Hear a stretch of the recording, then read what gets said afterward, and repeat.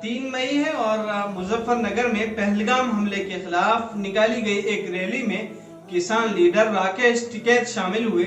जैसे ही वो पहुंचे, कुछ बदमाश और बेकाबू टोले ने उन पर हमला कर दिया।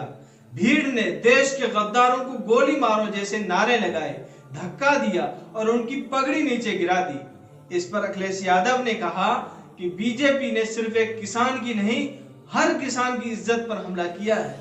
बीजेपी के समर्थकों के महानेता जी अभी साउथ में हैं, सभाएं हो रही है। कहा जा रहा है कि साउथ में इनके भाषण हिंदी में हो रहे हैं, हालांकि वहां अंग्रेजी समझने वाले लोग ज्यादा हैं, लेकिन अपने प्राइम मिनिस्टर साहब वहां और अमेरिका में तो हिंदी में बात करेंगे, लेकिन बिहार में इंग्लिश में कंफर्टेबल महसूस करते हैं। वाह जी वाह। बहरहाल बिहार की बात करें तो बिहार में चुनाव करीब है और हर पार्टी अपनी तैयारियों में मसरूफ है। ओवैसी साहब भी बिहार का दौरा कर रहे हैं। पिछली बार उन्हें 5 सीटें मिली थी, लेकिन 4 एमएलएज ने उनका साथ छोड़ दिया था। इस बार उनका कहना है कि 4 गए 24 आएंगे।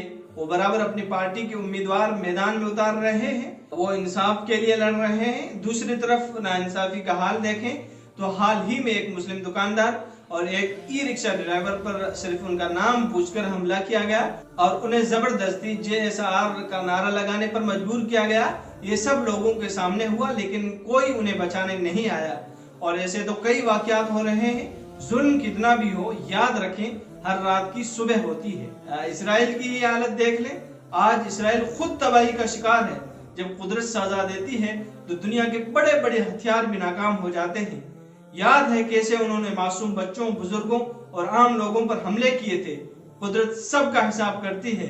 नाइंसाफी जितने भी बढ़े, आखिरकार इंसाफ होता है। इंसाफ से एक अनोखा फैसला याद आया। दहेज केस का एक दिलचस्प वाकया ये हुआ कि एक बुजुर्ग जोड़े के खिलाफ दहेज केस दर्ज था, लेकिन वो अदालत तक जाने की हालत में नहीं थे। जज ने खुद उनसे सड़क पर मुलाकात की, दोनों तरफ की बात सुनी और केस वहीं खत्म कर दिया। ये वाकया इंसानियत की एक खूबसूरत मिसाल है।